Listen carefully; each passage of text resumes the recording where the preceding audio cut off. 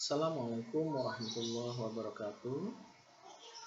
Salam sejahtera bagi kita semua. Pada pertemuan keempat mata kuliah IT untuk pengelolaan bencana, kita akan membahas tentang Business Impact Analysis bagian 1.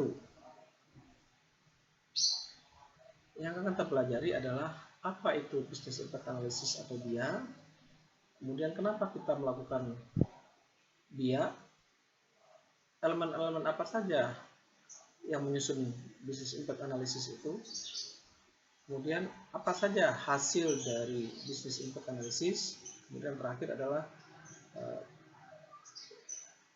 kesalahan-kesalahan yang sering terjadi. Baik, kita masuk kepada apa itu Business Impact Analysis.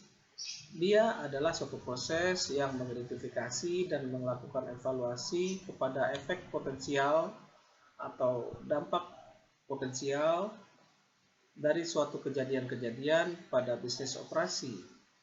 Dia adalah inventory yang detail dari fungsi bisnis kritikal atau proses bisnis kritikal. Dia adalah proses penilaian dan melakukan prioritisasi dari seluruh fungsi bisnis dan seluruh keterbergantungannya. Dia menyediakan estimasi dari MOTS, RPOS, RPOS, dan prosedur-prosedur recovery. Suatu business impact analysis di dalamnya termasuk identifikasi fungsi bisnis kritikal dari departemen, begitu juga dengan fungsi bisnis kritikal produk dan layanan service tingkat organisasi. Produk-produk dan layanan yang diciptakan dengan proses-proses yang dibuat dalam suatu aktivitas akan diprioritaskan pertama.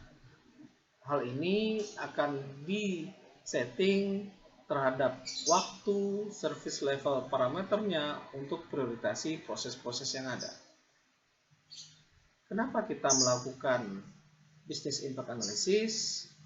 Business Impact Analysis itu dilakukan kepada proses-proses yang ada, aplikasi-aplikasi yang ada di organisasi,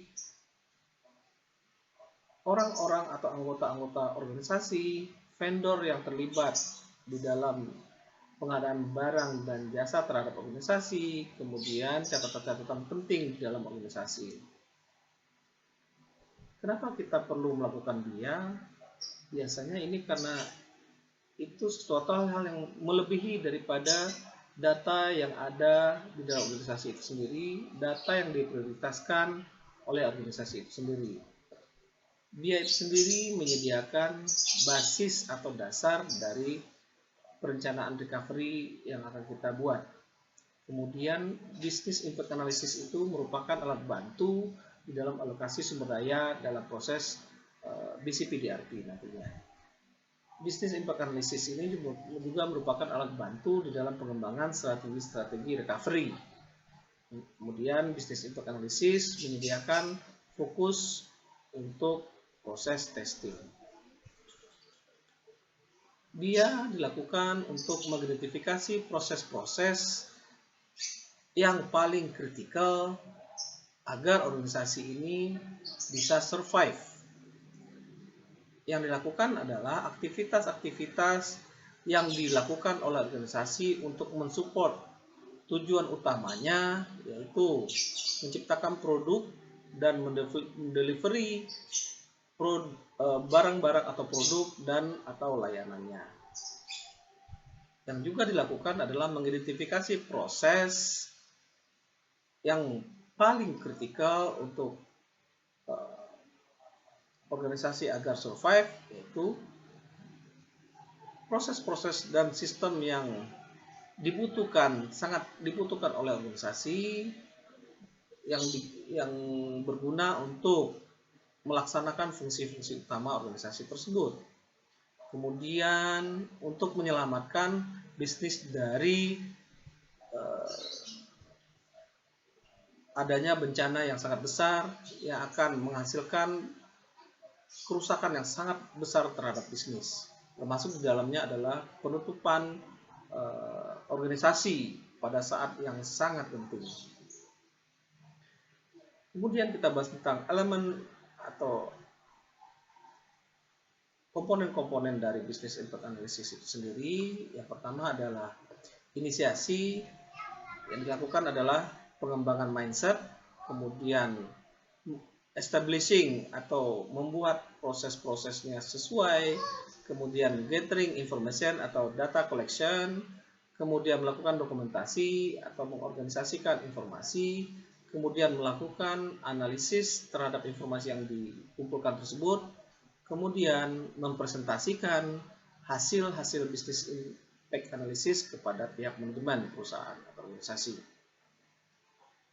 Inisiasi itu sendiri terdiri dari pendefinisian objektif, goals, dan cakupannya, kemudian membentuk tim project business impact analysis, kemudian melakukan kick off business impact analysis dengan eksekutif sponsor, kemudian menyediakan atau membuat pentingnya bisnis terhadap business impact analysis atau BIA.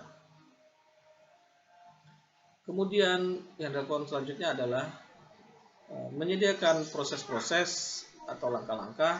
Yang dilakukan adalah mengedukasi partisipan atau member dari organisasi atau mempersiapkan langkah-langkah berikutnya. Kemudian melakukan setting terhadap prioritas-prioritas, terutama terkait dengan komitmen waktu untuk masing-masing departemen terhadap deadline yang sudah dibuat.